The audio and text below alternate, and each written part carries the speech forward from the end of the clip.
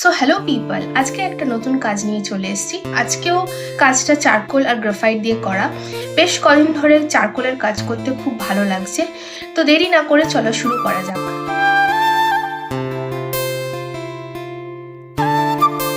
College লাইফে charcoal দিয়ে model study করতাম।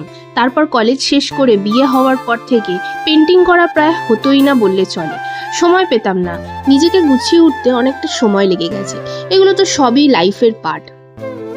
কলেজে যখন পড়তাম খুব সীমিত পকেট মানি পেতাম। তাদের নিজেরটা চালানোর পর ছবি আঁকার মেটেরিয়ালস কিনতে আর খুব একটা কিছু বাঁচতো না। কিন্তু এখন নিজের টিউশন পড়িয়ে তার থেকে যেটুকু পাই নিজের শখটা পূরণ করি।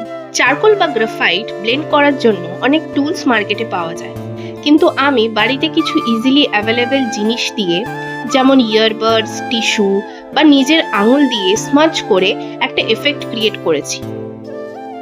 কাজটায় আমি স্টেডলারের পেন্সিল ইউজ করেছি, যার একটা পেন্সিলের দাম প্রায় 100 টাকা। এত টাকা স্পেন্ড করার মতো টাকা আগে ছিল না। এই কাজটা আমি খুব যত্ন নিয়ে ভালোবেসে করেছি, তাই রেজাল্টটাও মনের মতো হয়েছে। তোমরা কি জানো, আগে আর্ট ম্যাটেরিয়ালস অত ইজিলি পাওয়া যেত না। আগেকার মানুষ নিজের রং নিজেই তৈরি করে তারপর ছবি আঁকতো।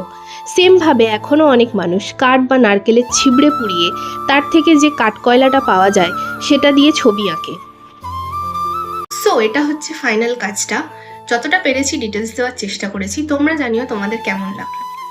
আমার আঁকার ধরন বা স্টাইল যদি তোমাদের ভালো লাগে, যদি তোমরা শিখতে চাও, তাহলে আমার সাথে যোগাযোগ করো। আর আমার যদি এই ধরনের ভিডিওস তোমাদের ভালো লাগে, তাহলে please like, share and subscribe to my channel আর একটু সাপোর্ট করো। দেখা হবে আবার নতুন ভিডিওতে নতুন কাজের সাথে।